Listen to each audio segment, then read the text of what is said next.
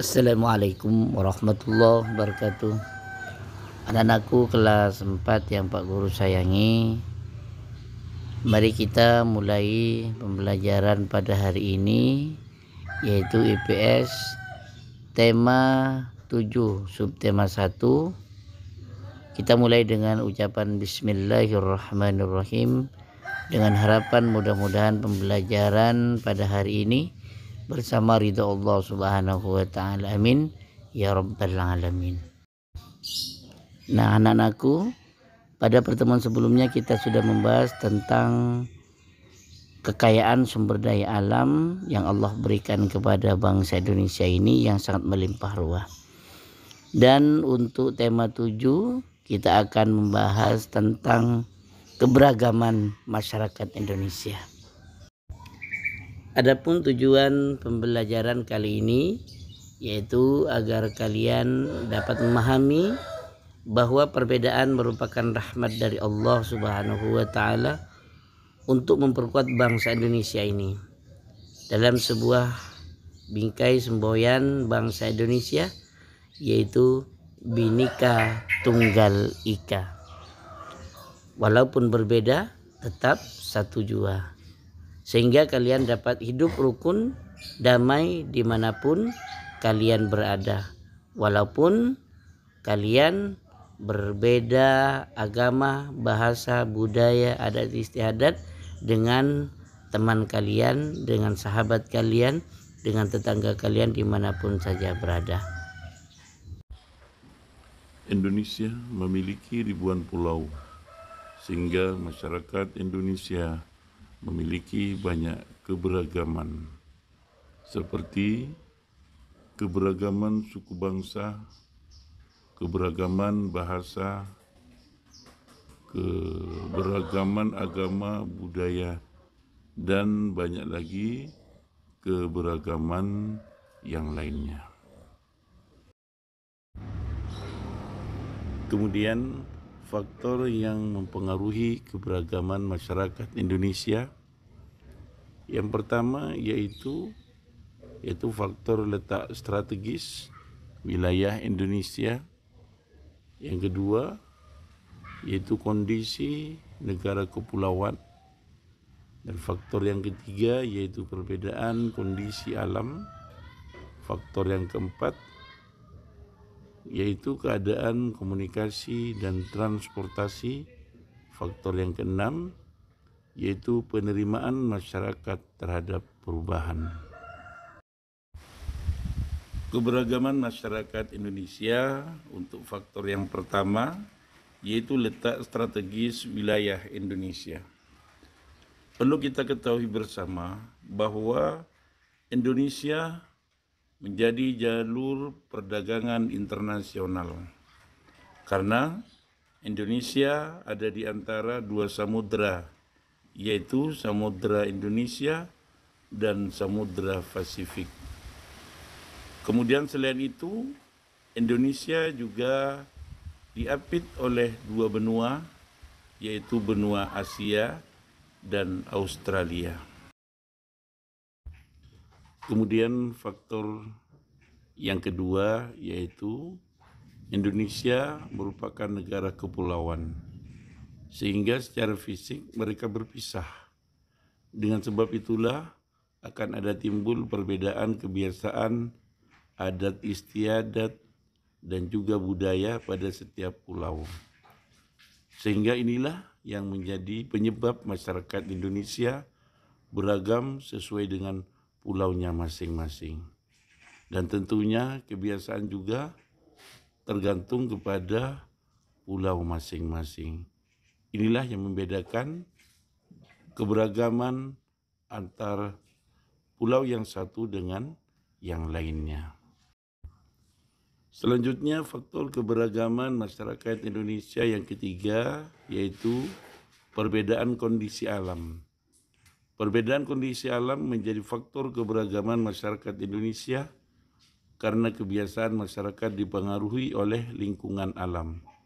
Contoh, orang yang berada atau tinggal di pinggir pantai, sebagian besar penduduknya yaitu bermata pencaharian atau bekerja sebagai nelayan.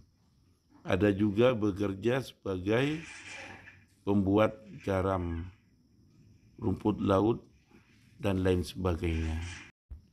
Dan berbeda juga dengan masyarakat Indonesia yang bertempat tinggal di pegunungan atau di lereng gunung.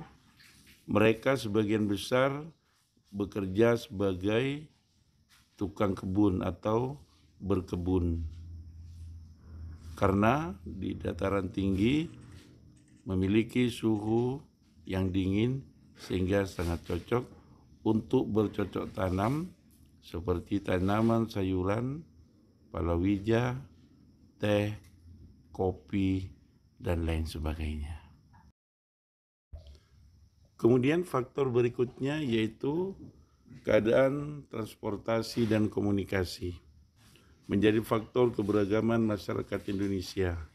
Buktinya, masyarakat yang tinggal di daerah terpencil selalu ketinggalan zaman, selalu ketinggalan informasi karena terbatasnya alat transportasi dan juga terbatasnya alat komunikasi. Dan tentunya berbeda dengan masyarakat yang tinggal di perkotaan. Masyarakat yang tinggal di perkotaan sangat mudah untuk menerima informasi sehingga perkembangan, pengetahuan, pengalaman lebih cepat daripada masyarakat yang tinggal di pedesaan. Kemudian faktor berikutnya yaitu penerimaan masyarakat terhadap perubahan. Ini merupakan faktor utama keberagaman masyarakat. Hal ini terbukti di daerah perkotaan sudah banyak melakukan perubahan budaya karena terpengaruh dengan budaya luar yang masuk. Sehingga pada biasanya masyarakat perkotaan sudah tidak mempertahankan budaya khas daerahnya sendiri atau budaya khas nenek moyangnya. Sudah luntur karena dipengaruhi oleh budaya luar yang masuk baik melalui alat transportasi atau melalui berupa media massa atau juga alat komunikasi sehingga sangat mudah terpengaruh oleh budaya-budaya luar yang datang. Berikutnya berbeda dengan masyarakat yang tinggal di pedesaan, mereka masih sangat kental dengan budaya nenek moyangnya. Karena mereka sulit dipengaruhi oleh budaya luar yang datang. Karena terbatasnya alat transportasi yang masih tradisional dan juga alat komunikasi yang tradisional sehingga mereka tetap mempertahankan budaya kebiasaan nenek moyangnya yang turun-menurun terus dipertahankan oleh anak cucunya. Keberagaman yang dimiliki oleh Indonesia juga berkaitan dengan bahasa di daerah masing-masing. Keberagaman bahasa di daerah Indonesia ini disebabkan oleh faktor utama yaitu keterbukaan masyarakat Indonesia terhadap bahasa asing sehingga tercampur aduk dan menjadi bahasa keseharian yang dipahami oleh masyarakat. Banyak bahasa Indonesia yang diadopsi dari bahasa Arab misalnya, ada juga mengadopsi dari bahasa Inggris, dan ini semua berkaitan dengan sejarah yang ada di Indonesia.